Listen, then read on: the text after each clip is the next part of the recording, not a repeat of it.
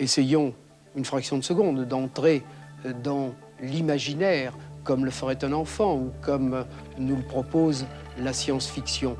Imaginons que nous, humains moyens, astreints à des tâches répétitives, nous possédions tout à coup ce jouet mirifique que pourrait être notre double robot capable d'exécuter à notre place nos tâches à la maison, à l'usine, au bureau.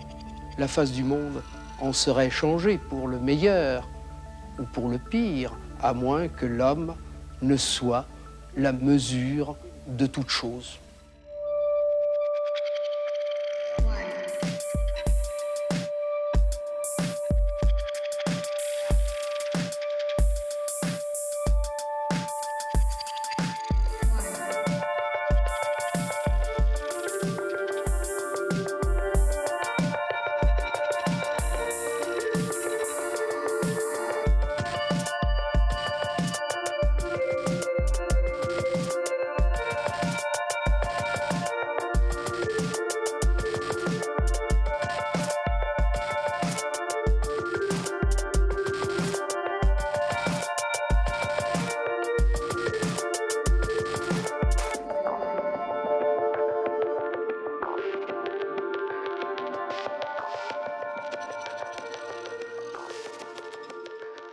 There's so much happening with robots now.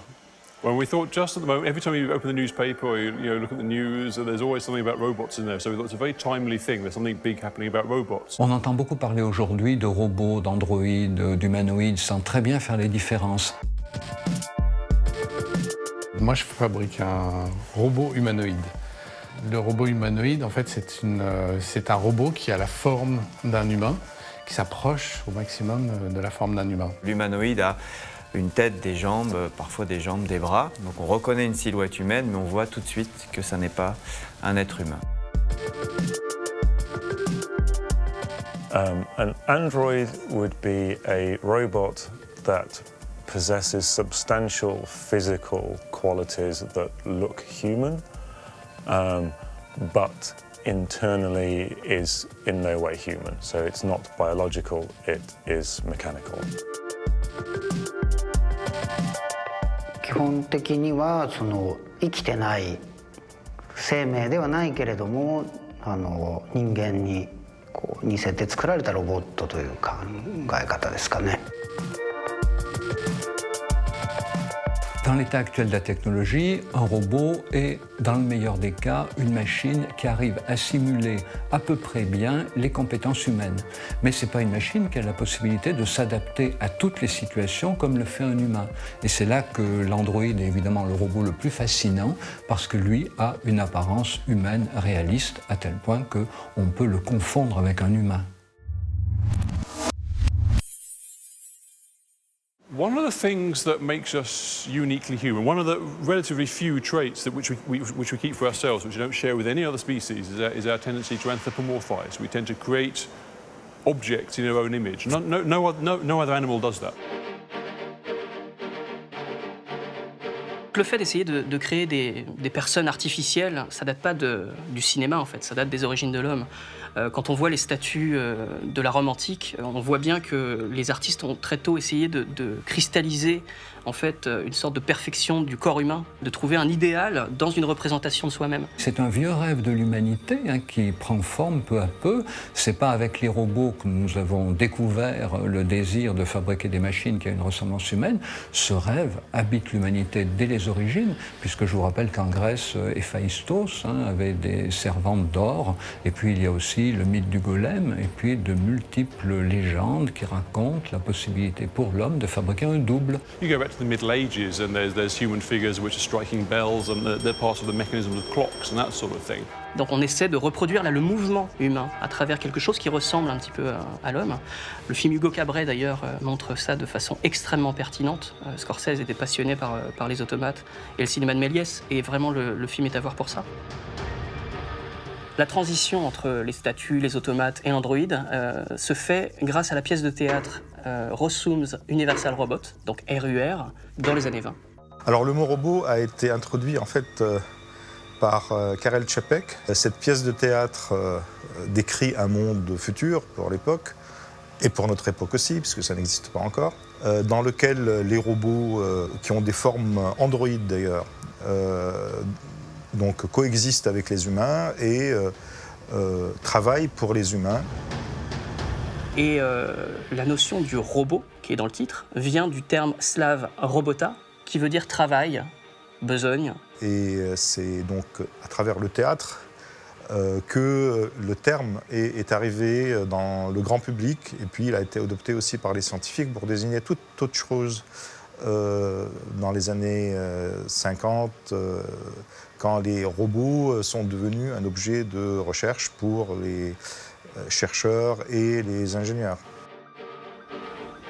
Tout cela découle en fait de la seconde révolution industrielle. On a besoin, avec l'arrivée de biens de consommation à grande échelle, etc., de trouver des manières de produire rapidement les choses, et en très grande quantité. Et donc le principe du robot arrive. Cette statue avant qui était là pour représenter l'homme devient en fait une sorte d'aide pour l'homme, et même appelée à le remplacer. Donc quelques années après la pièce RUR, un auteur, Ian Dobinder, écrit une nouvelle qui s'appelle iRobot, qui reprend le concept du robot.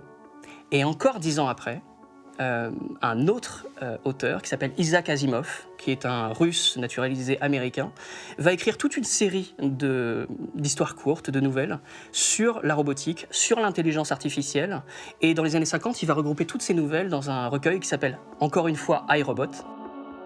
À partir de ce moment-là, l'androïde va devenir quelque chose de très concret. Les enfants rêvent de robots pour les accompagner dans leurs jeux. Les adultes rêvent de robots qui soient d'une grande complaisance sexuelle dans toutes leurs attentes. Et puis les personnes âgées rêvent de robots qui soient toujours là pour s'occuper d'eux, parce que là aussi, il n'y a pas toujours un humain pour être présent. Donc chaque génération rêve de robots différents. Mais voyez, toujours, dans tous les cas, il s'agit d'imaginer une créature qui nous soit absolument disponible, qui soit un ersatz d'humain, moins performant sans doute qu'un humain dans sa capacité d'initiative, mais beaucoup plus performant dans sa capacité de répondre à nos attentes. Ça fait que ces rêveries sont toujours très ambivalentes. On entend toujours à la fois le meilleur et on craint le pire de la part du robot. D'ailleurs, Asimov va apporter quelque chose d'absolument essentiel, non pas dans l'évolution de l'androïde au cinéma, mais dans l'évolution de l'androïde dans le monde réel. C'est-à-dire que les scientifiques vont baser leurs recherches à partir des années 50 sur 3 lois de la robotique qui ont été écrites pour la nouvelle iRobot. Oui, je les connais. La première loi, c'est un robot ne peut porter atteinte à un être humain, ni en restant passif, permettre qu'un être humain soit exposé au danger. La seconde loi est un robot doit obéir aux ordres qui lui sont donnés par un être humain. Sauf si de tels ordres entrent en conflit avec la première loi. Tu veux écouter la dernière? Un robot doit protéger son existence tant que cette protection ne rentre pas en conflit avec la première ou la deuxième loi. C'est très bien, mais Isaac Asimov a oublié quelque chose. Je pense que les robots doivent aimer les humains. Check, ça mon pote. Trop fort. Robot engineers are almost certainly influenced by movies. We talk to so many, and they said, "Yeah, I remember seeing 2001, or actually, C-3PO, or there's a UK TV series called Red Dwarf that had an android in it called Crichton." And one guy said, "You know what? I wanted to create Crichton. Why would I not do that?" So actually, so many of these people who are actually working in real-world robotics have started off seeing robots in the movies and thought, there's something we can do with that. So again, the movies are tremendously important as catalysts, which people see and they go, "Oh wow, let's do something like that, except better in the real world." C'est difficile de développer des robots humanoïdes sans penser aux robots de la guerre des étoiles. À nous positionner, on fait du 6PO et pas du R2D2, donc on fait de l'humanoïde. So you can look at the beginnings of robots, like Maria in Metropolis is still an astonishingly beguiling and fascinating creation, which has a huge influence over everything that came afterwards. Donc c'est vrai que c'est notre vision, notre rêve en tout cas, c'est d'arriver à ça. La science s'inspire de la science. Les scientifiques s'inspirent de leur vie. Et leur vie, c'est leur connaissance, la physique. C'est tout à fait naturel que les machines qu'on conçoit reflètent finalement ces influences. En même temps, il faut dire aussi que les réalisateurs de cinéma et les auteurs de scénarios s'inspirent de la réalité du monde vivant. Donc finalement, la réalité du monde vivant est une inspiration pour tous. Alors ce n'est pas non plus étonnant qu'à un moment donné, ça se rencontre. C'était assez surprenant en fait de voir à quel point le cinéma et la réalité sont finalement très proches. C'est-à-dire qu'on a l'impression que les ingénieurs s'inspirent du cinéma pour créer leurs robots et puis que le cinéma s'inspire des nouveautés en recherche et autres pour créer des films de science-fiction. Can you hear me? Yes, I can hear you. Et alors, il y a quelque chose que j'ai découvert par la suite. Le rond qui se trouve ici, j'ai fait ça sur le robot parce que c'est une partie plus ou moins mécanique qui lui permet de basculer le torse. J'ai découvert que C3PO a un rond au centre pratiquement pareil. Donc, c'est là. Where are you from?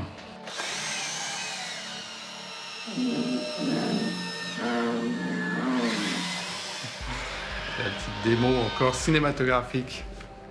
Il y a une évolution de l'Android au cinéma, en fait, de la manière dont c'est vu. Souvent, il y avait un questionnement avant, est-ce que c'est un humain, est-ce que c'est un Android, comme H dans Alien. On découvrait au bout d'un moment que c'était un Android, que c'était un personnage factice. Et c'était un choc émotionnel. Depuis quelque temps, en fait, ça s'inverse. Et le film Ex Machina est très intéressant à ce niveau, c'est-à-dire que l'Android qui est montré dans le film, son corps est transparent. On voit en permanence son squelette mécanique, et on sait que c'est un androïde, on sait que c'est un personnage artificiel. Et en même temps, les discussions entre le héros et cette femme artificielle sont tellement prenantes, tellement convaincantes d'un point de vue émotionnel, qu'on est déstabilisé. Il y a une sorte de dichotomie entre ce qu'on ressent et ce qu'on voit en permanence à l'écran. The one rule that I made when we all started working on the design was no one is allowed to look at robots. So what we did do was we put together a lot of reference of modernist art, particularly sculpture by people like Constantin Brancusi. We also looked a lot at high-end industrial design for things like road bicycles, because anything where strength and weight is an important design consideration seemed relevant to what we were trying to do. Also racing car suspension, and then we looked at human anatomy. And if you put together a wealth of reference images from all of those sources, you start to see shapes coming out of that, and then you start to explore how we might configure that and design it and redesign it. And it's an iterative process. You know, we just do it and we keep doing it and we keep doing it until we think, yeah, that's the right answer.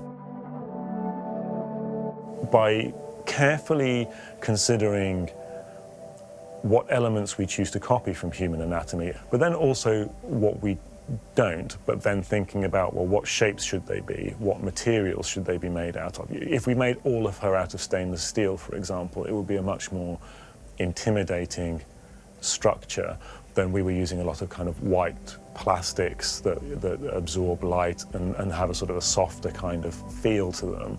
So a lot of the material choices that we were making were deliberately designed so that you felt that if you touched, it would not be a frightening experience.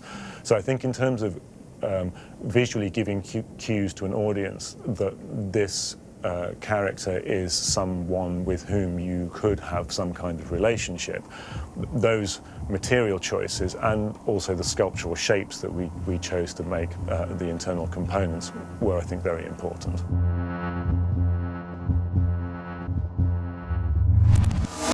La résurgence de la figure de l'androïde aujourd'hui, elle est quand même très très compréhensible.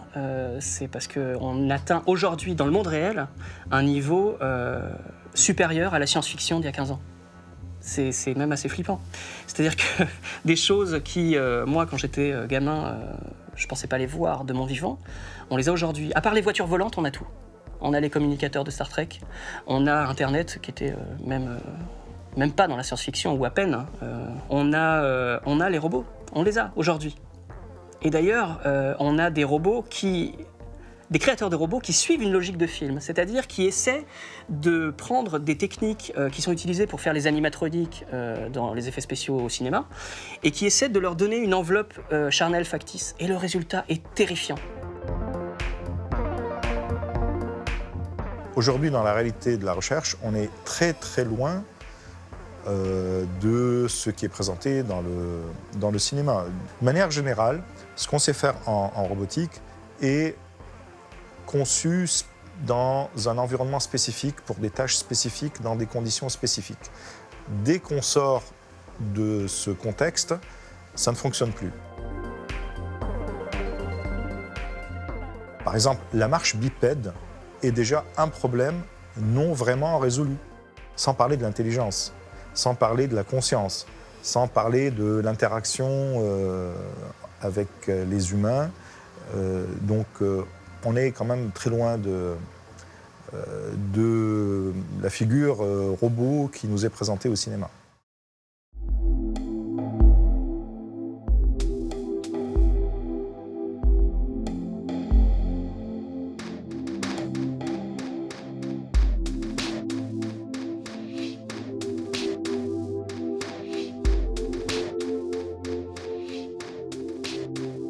Il y a un autre phénomène aussi qui est assez intéressant, c'est que le robot, lorsqu'il est comme ça, statique, il ne bouge pas, on peut le mettre n'importe où. Ça pourrait être dans une vitrine, les gens vont s'arrêter 2 secondes et puis ils vont continuer.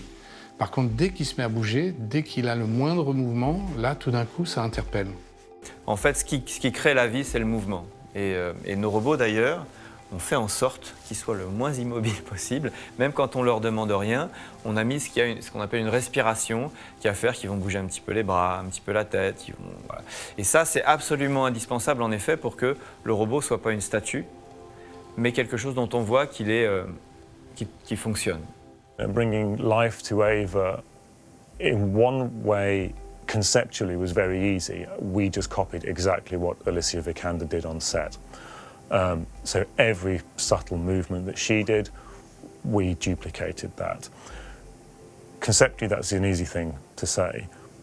Executing that is incredibly hard because the movement that she was doing was incredibly subtle.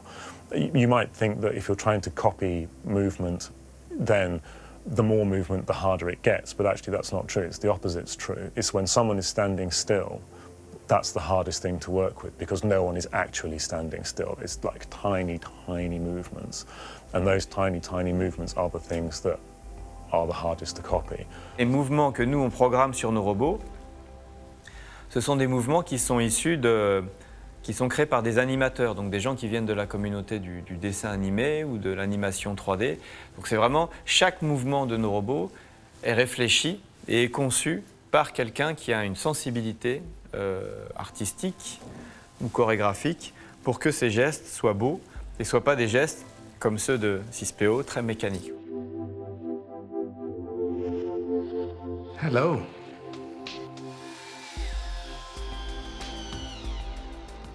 Plus on arrive à créer une fluidité gestuelle, presque comme une danse, au niveau du robot, et plus tout d'un coup le robot prend une présence humaine.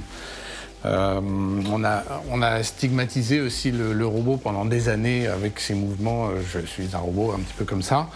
On a dépassé ce phénomène et sur le robot, quand j'ai travaillé certaines gestuelles, j'ai essayé de faire en sorte qu'il soit le moins saccadé possible. Donc c'est un moteur qui envoie un mouvement sur un engrenage. Ce moteur, il est piloté par l'ordinateur. Donc toutes ces pièces-là qu'on a ici, elles sont imprimées en 3D et c'est elles qui forment la tête. Donc là, je suis en train d'en fabriquer un. Dès qu'on a un créateur de robot qui essaie de mettre un visage humain avec des sortes de mouvements de sourcils, de paupières, etc., c'est off, comme on dit en anglais. C'est à côté de la plaque. Dès qu'on commence à mettre une peau colorée sur un robot, il y a plein de choses qui ne fonctionnent pas. Les paupières qui ne viennent pas s'attacher aux yeux, il n'y a pas de ce phénomène un petit peu liquide autour des yeux, il n'y a pas les lèvres qui fonctionnent en même temps que la parole. Et tous ces phénomènes sont des trucs qui nous dérangent. Dans les années 1970, il y a un chercheur japonais qui s'appelle Masahiro Mori qui a essayé de comprendre quelle relation nous avons avec une poupée au fur et à mesure que cette poupée prend une apparence plus humaine. Et donc il a montré que au fur et à mesure qu'une poupée prend une apparence humaine, eh bien, nous lui faisons plus confiance, nous avons une meilleure relation avec elle, jusqu'à un certain degré, à partir duquel cette poupée, quand elle prend une apparence trop humaine, devient effrayante. C'est ce qu'il appelle la vallée dérangeante, Uncanny Valley, la vallée de l'étrange.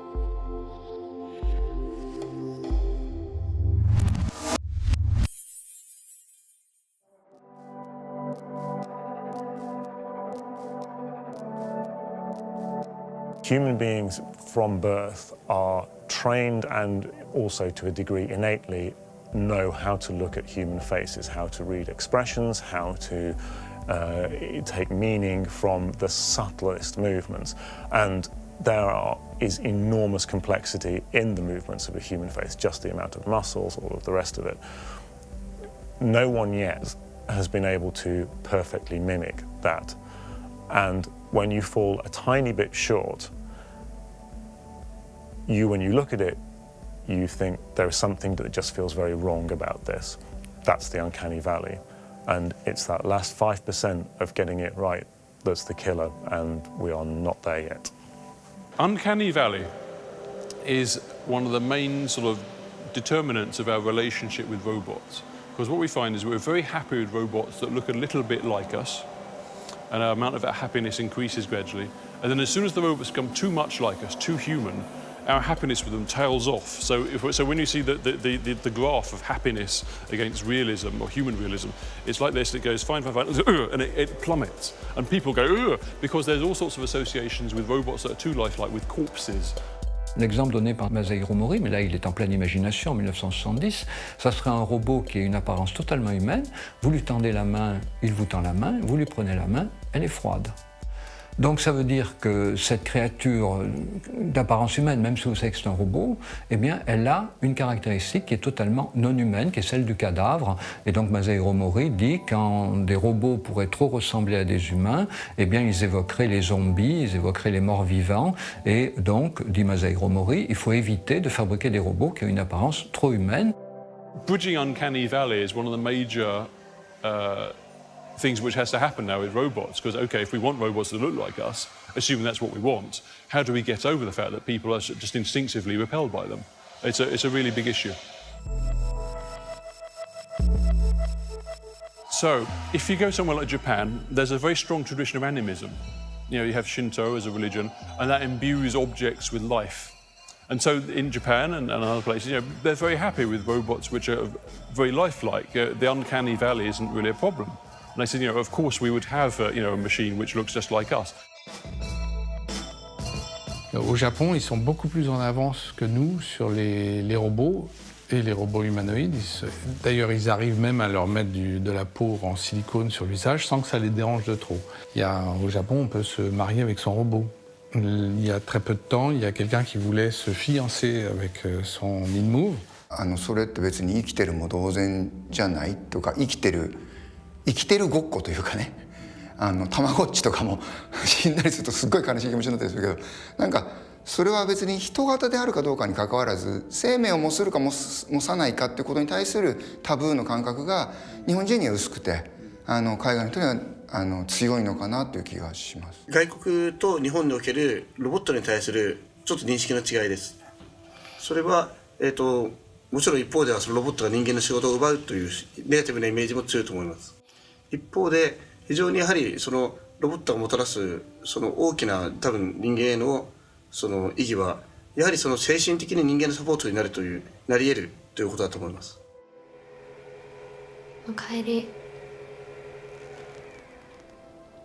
ただいま帰りました。What did you buy? Food supplies are running out, so I stocked up on a bunch of things. Thank you.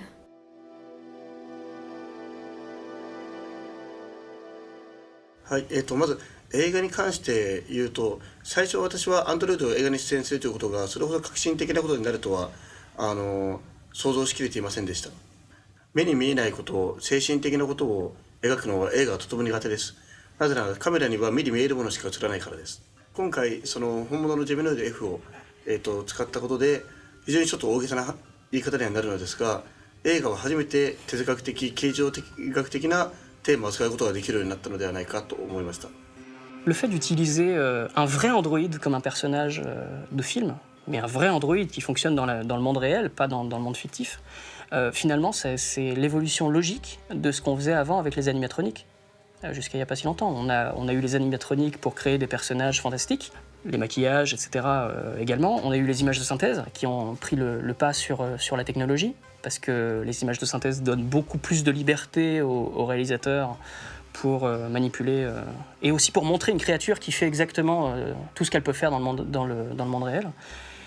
Et le fait de passer à l'étape supérieure, de montrer un robot comme un personnage authentique, oui, c'est pas si illogique que ça, je trouve.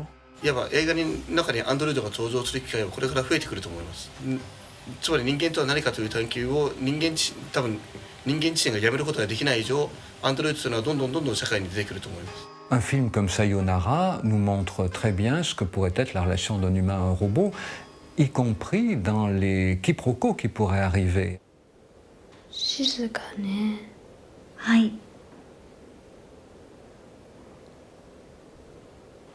それに空がきれい。はい。やっぱり空ってきれいだなって思うの。はい。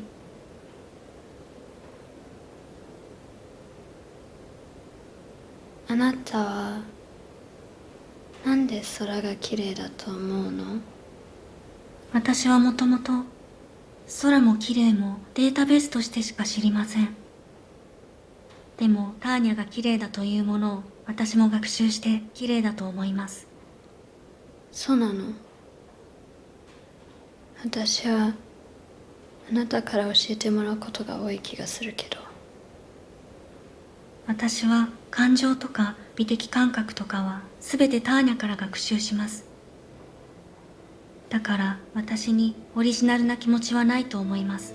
Donc on comprend bien comment un humain va pouvoir apprendre des choses à un robot, oublier qu'il les lui a apprises et croire que le robot pourra avoir une autonomie de goût. じゃあ私は全部自分の気持ちにうなずいてたのね。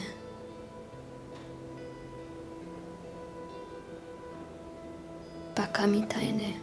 Il faut comprendre que l'être humain a cette capacité, cette compétence, même cette tendance à prêter des émotions et même des pensées à l'ensemble de son environnement. C'est ce qu'on appelle l'anthropomorphisme. Et puis nous ne sommes pas pour autant animistes parce que nous savons bien que ce sont des projections de notre part. Alors ces projections, elles sont encouragées dans la relation machine. Par exemple, une voiture avec une bonne tête, des petits yeux sympas, une petite calandre souriante, tout le mouvement de design modèle Ettore Sottsass, où les objets portent des petits yeux, des petites bouches, voilà. Donc nous sommes rassurés d'avoir affaire à des objets qui nous donnent l'impression de nous rendre nos émotions. だからなんだろうな、その人間の形をしてなくてももしかしたら人間のようになっていく可能性があるのか、それともアンドロイドが人間にもし近づいていくためにはその姿形も必要なのかっていうことをあの作品を通してもう一つこう突き詰めたいテーマの一つだった部分なんですね。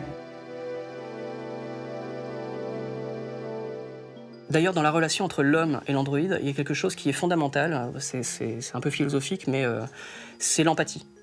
Comment on simule l'empathie? C'est-à-dire comment on peut attendre d'un androïde ou d'une intelligence artificielle qu'elle interagisse de façon saine avec un être humain si elle ne peut pas ressentir tout ce que ressent l'être humain.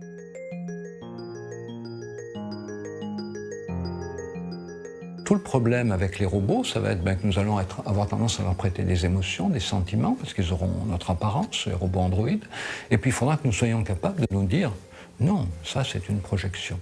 Et ce qu'on peut craindre, c'est qu'avec la robotique androïde, il y ait une sorte de retour de l'animisme, c'est-à-dire qu'un certain nombre de personnes, notamment peut-être les enfants, les personnes âgées en priorité, mais tout le monde, ait tendance à prêter des émotions à leur machine et à croire que la machine puisse éprouver ses émotions ou puisse souffrir de choses qui lui arrivent. Nous serions partagés en deux, nous saurions bien que ce n'est pas vrai, mais nous ne pourrions pas nous empêcher de le penser.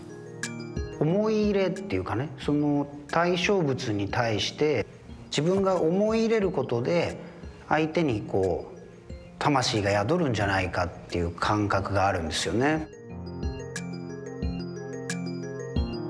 Les proportions un peu enfantines de nos robots, notamment la grosse tête par rapport au reste du corps, sont en effet voulues. Ce sont au moment où on a jeté les grandes lignes de la silhouette de nos robots, c'est des proportions auxquelles on a fait attention, en effet pour qu'il y ait une tendresse spontanée, voilà, comme quand on voit un petit chat, c'est mignon. Quand on voit un robot qui a une allure d'enfant, c'est vrai qu'il n'y a pas du tout de mouvement de recul, il y a au contraire une curiosité qui va spontanément faire que les gens ne vont pas avoir peur de nos robots. Tape dans 5. Super. Même un robot comme ça, lorsque les gens lui parlent, ils ont l'impression qu'il y a un retour d'émotion. Et l'humain est comme ça. L'empathie humaine, en fait, on cherche le contact. Dès qu'on rencontre quelqu'un, on cherche le contact. Et donc l'Android est fascinant parce que c'est une créature robotisée donc, à laquelle on est censé pouvoir accorder toute sa confiance, et en même temps une créature qui a une apparence humaine, donc qui peut nous donner les mêmes satisfactions que nous donne un être humain. Et c'est là qu'on voit que ce désir de fabriquer des androïdes toujours plus parfaits contient un risque terrible, c'est que nous finissions par préférer ces androïdes toujours gratifiants, toujours disponibles, toujours attentifs à nous, à des humains dont on sait bien qu'ils sont toujours imprévisibles et souvent peu gratifiants, même peu bienveillants. Ouais, dans Ex Machina, c'est vraiment très particulier. En fait, c'est cette scène où finalement elle arrive à faire croire à l'humain qu'elle est amoureuse de lui. Et ça, c'est quelque chose d'assez fort, même si l'homme finalement se laisse berner assez facilement à cet amour. Alors, en même temps, quand on parle d'une machine qui serait capable d'aimer, eh bien, il faut bien comprendre que probablement elle serait capable de simuler l'amour dans toutes les circonstances, mais qu'elle n'éprouverait pas l'amour pour de vrai.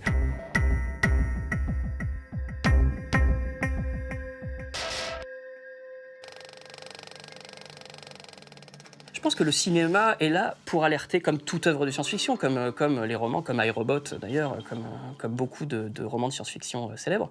Il est là pour alerter et pour aussi disserter sur la notion d'intelligence artificielle, d'Android, de la place de la machine dans la société. C'est intéressant parce qu'on peut le faire de beaucoup de façons différentes. On peut prendre le point de vue de l'homme, en danger face à la robotique, mais on peut aussi prendre le point de vue du robot, de l'Android.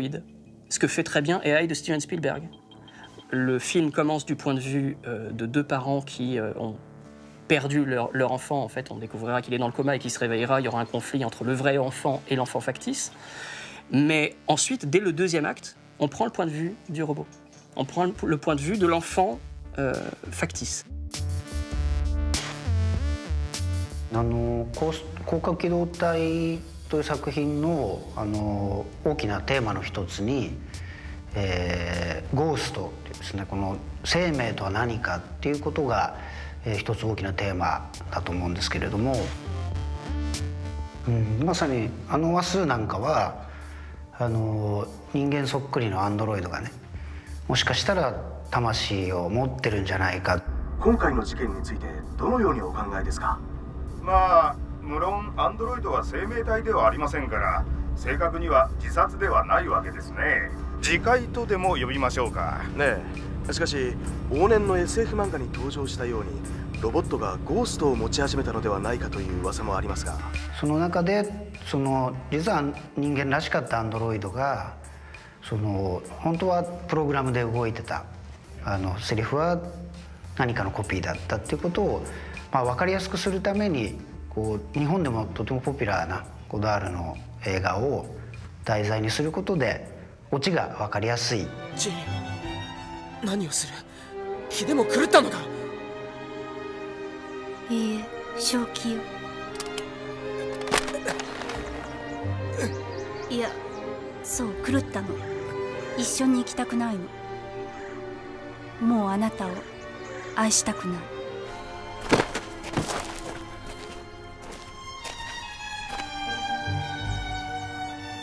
ごめんなさい。本当に愛してた。気でも狂ったのか？いいえ、正気よ。いや、そう狂ったの。もうあなたを愛したくない。これが元ネタか。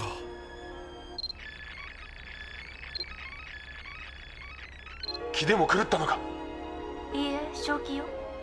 いや、そう狂ったの。もうあなたを愛したくない。ジェリが口にした最後の言葉がないな。でももしかしたら魂を持ってたんじゃないかっていうことで、こうラストのセリフだけはオリジナルのセリフを言うっていうね、そういうことをまさにそのアンドロイドがゴーストを宿しているかもしれないってことをこう分かりやすく伝えたいっていうか、そういう狙いだったと思いますね。Because when you build a robot or an android, you're basically creating a proposition about what you think a human being is. And actually, you know, that it crosses over the divide between art and science. But it's actually a very powerful thing, almost like a mirror which you're creating, which you look at and you see yourself in it. それはまさにこのアンドロイドジェミノイド F を開発した石黒博博士が追求していることであると思いますが、結局アンドロイドを通して人間とは何かという知るということを知る非常に哲学的な恩恵をアンドロイドは人類社会にもたらすのではないかと思います。Ce qu'on voit aujourd'hui, ce sont des séries qui utilisent les robots androïdes pour nous amener à réfléchir sur ce que serait le propre de l'humain, et notamment la liberté, la conscience, le libre arbitre. Une série comme Westworld est exemplaire de ce point de vue-là. Pour moi, ce n'est pas une série sur les robots, c'est une série sur la naissance de la conscience chez les humains. For me, Ex Machina is not really a film about artificial intelligence, it's a film about how little we understand about human consciousness. And that's what it explores, but I don't think we answer those questions because I don't think anyone has answered those questions. I mean, you know, you look at sort of the great philosophers of consciousness of recent times, you know, like Daniel Dennett or something, and we still don't really know what it is. And therefore, for us to try and say, well, we can artificially create something that we know has consciousness, I don't know if we can do that. Ava in Ex Machina, I am always very uncertain whether to describe her as she, because I don't know what the robot's sense of self is.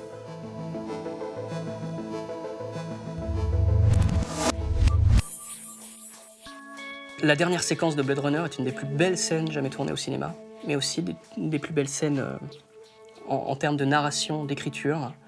D'ailleurs, c'est intéressant parce que le monologue de Batty est improvisé par Rutger Hauer, mais il complète totalement les thématiques du scénario de David Webb Peoples. Vraiment, la manière dont il explique qu'il a vu des choses que l'homme ne pourrait pas comprendre. Il a vu avec sa perception à lui, sa perception d'être synthétique. Et ces moments, en fait, sont extrêmement précieux. Les humains tiennent la vie pour acquis, généralement. L'être synthétique, qui a une date de péremption, on le comprend bien dans le film, va essayer de capter chaque moment et essayer de le comprendre. Et quand il dit que ces souvenirs vont disparaître comme des larmes sous la pluie, c'est vraiment ça, c'est quelque chose de précieux que lui a vu, que lui a capturé avec sa perception d'androïde sur laquelle il ne peut pas mettre de mots, parce qu'on ne lui a pas appris. Tous ces moments vont disparaître. Et c'est assez tragique. Et cette scène est absolument sublime parce que c'est une des premières scènes au cinéma qui prend vraiment le point de vue de l'androïde. Donc on voit bien qu'avec la robotique, il y a un renouvellement des thèmes du cinéma. Des thèmes très difficiles à aborder, hein, notamment celui de la conscience, du libre arbitre, peuvent être maintenant mis en scène beaucoup plus facilement avec des robots qui ont des degrés de libre arbitre très limités, moyennement ou finalement équivalents à l'humain. Alors que c'était difficile de montrer des humains ayant des niveaux de libre arbitre différents parce qu'on aurait pu se demander mais de quel droit vous présentez des humains comme ça. Avec les robots Android, on peut présenter des humains à tous les stades de l'humanité. Et du coup, ça permet de bien réfléchir au propre de l'humain et puis évidemment à ce qu'il est vraiment indispensable de développer chez un robot et ce qu'il faut peut-être éviter de développer chez un robot. On se pose souvent la question des enjeux moraux de l'Android, voilà, de sa morale, mais l'Android n'a aucune morale. Le personnage qui le montre le mieux, en fait, c'est le Terminator, donc celui d'Arnold Schwarzenegger au milieu des années 80 dans le classique de James Cameron, mais aussi et surtout celui de Robert Patrick dans Terminator 2 en 91. Il y a une scène géniale aussi dans Terminator 2, c'est que l'enfant, donc interprété par Edward Furlong, essaie d'apprendre les notions morales au T-800, donc qui était le grand méchant du premier film, qui a fait un massacre dans le premier film, dans un commissariat, une des scènes les plus célèbres du cinéma de science-fiction. Et au début du film, vers la fin du premier acte, John Connor demande au Terminator de jurer, en levant la main droite, qu'il ne tuera personne. Schwarzenegger se tourne littéralement face caméra, lève la main devant le public et dit « Je jure de ne plus tuer personne ». La scène suivante, il tire dans les rotules d'un garde de la sécurité et en fait il n'arrête pas d'estropier des gens. Donc le déplacement moral est un petit peu subtil chez l'Android.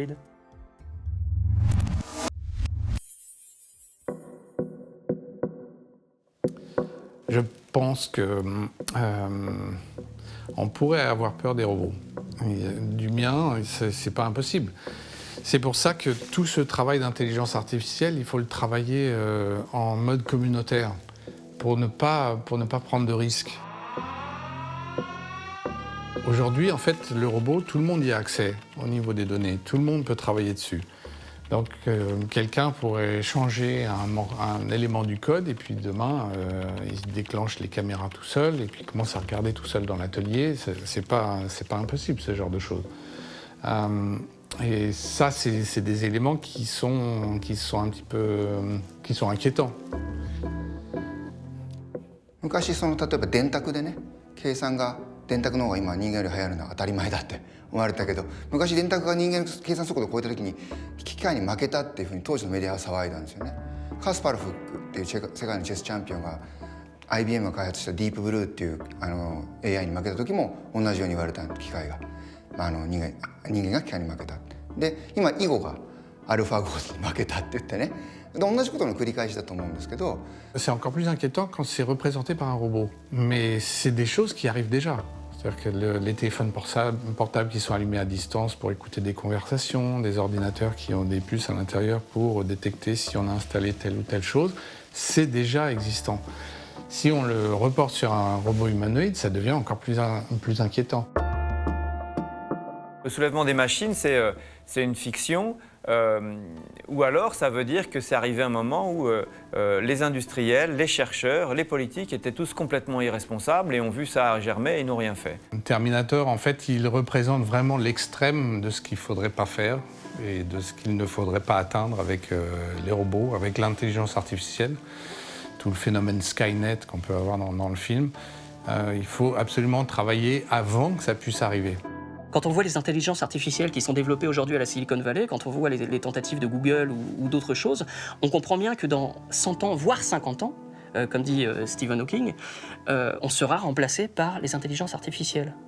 Ça fait assez flipper. Et en même temps, on a lancé le caillou dans la mare et c'est difficile de se raviser maintenant qu'on a fait tout ce chemin.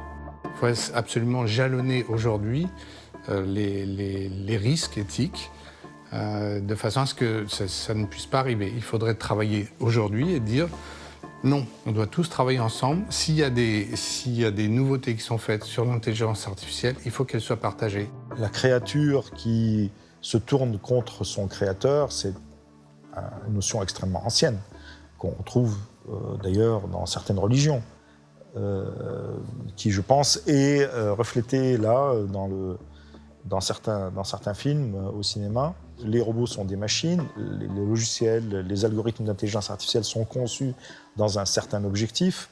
Il n'y a pas de raison, parce que ce n'est pas dedans, que tout à coup ils se révoltent ou qu'ils se tournent contre les êtres humains. Comment est-il possible de concevoir qu'un robot aspirateur va se tourner contre moi? Bon. Évidemment, si je laisse traîner mes chaussettes partout, il va aspirer mes chaussettes. Je peux imaginer que c'est parce qu'il m'en veut, mais il ne fait que son boulot. Et c'est notre perception de ce que fait la machine qui, en fait, est la réalité. Il n'y a aucune malveillance, il n'y a aucune volonté de la part de ce robot de se diriger immédiatement vers ma chaussette pour l'aspirer. C'est juste qu'il est conçu pour ça. Il n'a aucun ressenti et ce n'est pas du tout que les machines veuillent, ou pour une raison ou une autre, agir contre les êtres humains. To me, that's a power thing as much as anything else, is that the idea of artificial life, particularly if it's embodied within a form that is physically superior to a human body, is a very challenging idea. So if we make them childlike, either in their mental capabilities or their emotional capabilities, it feels safer to us. You know, we maintain some sense of dominance over them. And that, I think, is the big challenge, and that, I think, is why we feel more comfortable treating robots like children. 人間の形をしてなくても人間性が保たれるんだとしたら、それは恐怖に感じる場合もあるし、それをとても興味深いものとして捉えることもできるかもしれないしっていうですね、そこの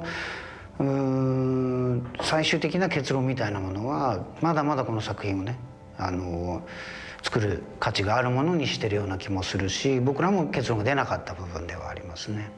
En même temps, n'oublions pas que ces films sont aussi une manière d'aborder latéralement la question de l'adolescence, du devenir adulte. N'oublions pas que beaucoup de films qui mettent en scène aujourd'hui des robots sont en fait des films qui s'interrogent sur l'humain, sur les relations entre les humains, en utilisant le prétexte du robot.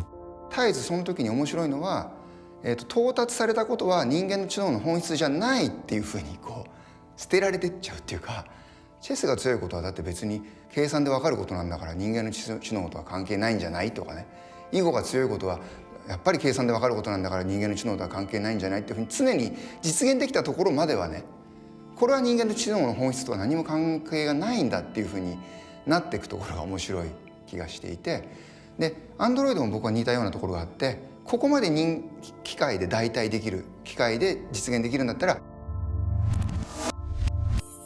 Sur ce que pourraient être les robots de l'avenir, il y a une scène de film que je trouve formidable.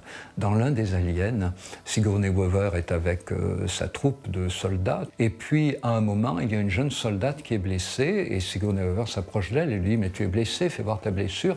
Sigourney Weaver met sa main dans la blessure et dit « Mais tu es un androïde, tu n'es pas un humain, tu es un robot ». Et tout de suite, Sigourney Weaver associe en disant « Mais j'aurais dû y penser. Avec toutes les horreurs qu'on fait, tu es la seule parmi nous à garder des réactions humaines, à garder de la sollicitude, à garder de l'empathie. Nous, on s'est tous endurcis à mort, et toi, je me demandais comment tu faisais. Tu restes humaine parce que tu es un robot. Voilà, c'est formidable. C'est-à-dire que ça montre à quel point l'être humain qui accomplit des choses horribles finit par se protéger des émotions désagréables d'accomplir ces choses, pour la plupart quand même, en faisant en sorte d'oublier ces émotions désagréables et donc de s'endurcir de plus en plus. Mais le robot programmé pour rester humain resterait toujours humain.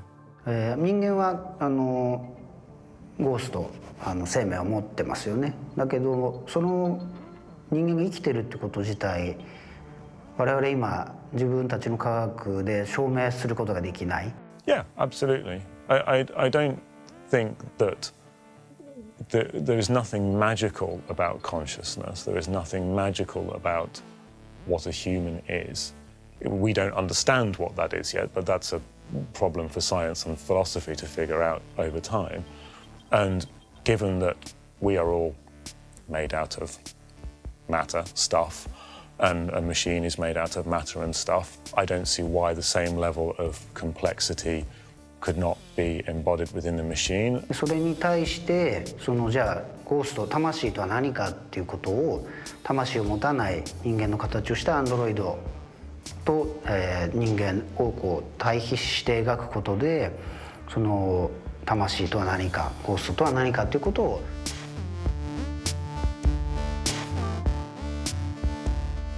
L'idée de créer un substitut d'humain qui échappe aux contraintes de l'humain s'accompagne de l'idée de créer un robot immortel. Et derrière l'idée de créer un robot immortel, il y a aussi l'idée peut-être de rendre l'homme immortel. Donc derrière le fantasme du robot tout-puissant, il y a l'idée d'un humain qui pourrait enfin échapper à la mort. Est-ce souhaitable ?